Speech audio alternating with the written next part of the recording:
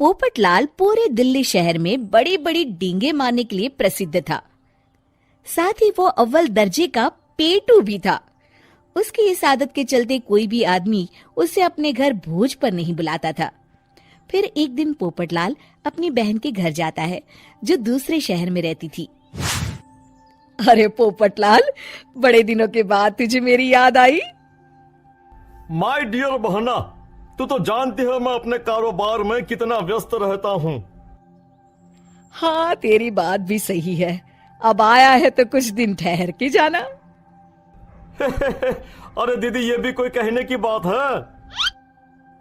श्यामा देवी पोपटलाल को रहने के लिए एक कमरा दे देती है। अगली सुबह पोपटलाल जोर जोर से गरारे करना शुरू कर देता है। नकुल की पत्नी नींद से जाग जाती है और घबराकर अपने पति नकुल को जगाती है। अरे उठिए, लगता है हमारे घर में कोई जानवर घुस आया है। कैसी अजीब अजीब आवाजें निकाल रहा है, मुझे तो बड़ा डर लग रहा है। अरे कोई जानवर नहीं है भाग्यवान, पोपटलाल मामा जी हैं, अपना गला साफ कर रहे हैं। इतनी सुबह सुबह? अभी तो सिर्फ 4 बजे हैं। मामा जी इसी तरह से जल्दी उठ जाते हैं। अच्छा, ठीक है। नकुल की पत्नी जैसे ही सोने लगती है और जल्दी नाश्ता भी करते हैं। क्या मतलब? मुझे अभी उठ के उनके लिए चाय नाश्ता बनाना पड़ेगा? हाँ। अरे मर गई रे, अब मेरा क्या होगा? फिर थोड़ी देर के बाद नकुल की पत्नी मामा जी के लिए चाय नाश्ता बनाने में जुट जाती है। अरे भाई वाह, बड़ी अच्छी खुशबू आ रही है। बहू, जो भी बना रही हो फटाफट ले आओ, जोरों की भूख लगी है। हाँ मामा जी, अभी लाती हूँ। देखते ही देखते पोपटलाल सारा नाश्ता चट कर जाता है। बहू, कल से पराठे में देसी घी ज्यादा डालना, आज कुछ मजा नहीं आया। हे भगवान, इसका नाम तो पेटू लाल होना चाहिए था। पूरे 10 लोगों का नाश्ता अकेले हजम करने के बाद भी इन्हें मजा नहीं आया। इस तरह रोज पोपटलाल सुबह सुबह घर के सभी लोगों को नींद से बेवक्त जगा देता था और हमेशा खाने की उल्टी सीधी फरमाइश करते रहता था। देखते ही देखते गुप्ता परिवार की दिनचर्या अस्त व्यस्त हो जाती है। अरे भाई, खाने का असली मजा तो इस घर में है। अरे माँ, ये पोपटलाल मामा यहाँ और कितने दिन रुकेंगे? ये अकेले इतना खाना खा जाते हैं कि आज राशन वाला मुझसे पूछ रहा था कि अरे भाई, क्या आप लोगों ने घर में हाथी पाल लिया है?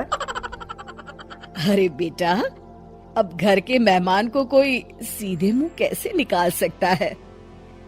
माँ जी, अब बर्दाश्त की इंतहा हो गई है। मैं अकेले इतना काम नहीं कर सकती। आखिर मैं भी इंसान हूँ। मैं कल ही अपने मायके चली जाऊंगी। अरे भाग्यवान, हम सबको मुसीबत में अकेला छोड़कर तुम कहाँ जा रही हो? जरा सब्र करो, मैं कुछ सोचता हूँ। अगले दिन एक डॉक्टर साहब उस घर में आते हैं। अरे नकुल बेटा, ये डॉक्टर यहाँ क्यों आया है? अरे मामा जी, माँ की तबीयत बहुत खराब है। तबीयत तो खराब होगी ही, तुम लोग उल्टा सीधा खाना जो खाते रहते हो। देखो नकुल, मैं तुम्हारा फैमिली डॉक्टर हूँ, इसलिए आज से मैं जो कहूंगा तुम सबको वही खाना रोज खाना पड़ेगा। आजकल कितनी बीमारियां फैल रही हैं, पता भी है तुम्हें? आज से तुम सब सिर्फ सलाद और करेले का जूस पियोगे, समझे? डॉक्टर अंकल, आप ठीक कहते हैं। पोपटलाल घबरा के, अरे क्या खाक ठीक है भांजे? ये डॉक्टर सीधे सीधे हमें घास फूस खाने के लिए कह रहा है। अरे मैं कहता हूँ भगा इस डॉक्टर के बच्चे को यहाँ से। अरे मामा जी, डॉक्टर साहब ठीक ही तो कह रहे हैं। इसी बहाने आपका इतना बड़ा पेट जो बाहर निकला हुआ है वो अंदर हो जाएगा। इस तरह गुप्ता परिवार रोज खाने में सिर्फ सलाद खाना शुरू कर देता है। बेचारे पोपटलाल का बुरा हाल हो जाता है। ये लीजिए मामा जी, ताजा ताजा करेले का जूस। अरे नहीं नहीं बहू, मैं मरने से पहले मरना नहीं चाहता। मुझे तुम लोग माफ करो। ये भेड़ बकरी वाली जिंदगी तुम लोगों को मुबारक हो। मैं तो चला यहाँ से। पोपटलाल अगले दिन ही घर छोड़कर चला जाता है। क्यों बेटा नकुल, मेरी अदाकारी कैसी थी? मजा आ गया डॉक्टर। आपने तो बॉलीवुड के कलाकारों को भी मात कर दिया। आपको तो ऑस्कर मिलना चाहिए।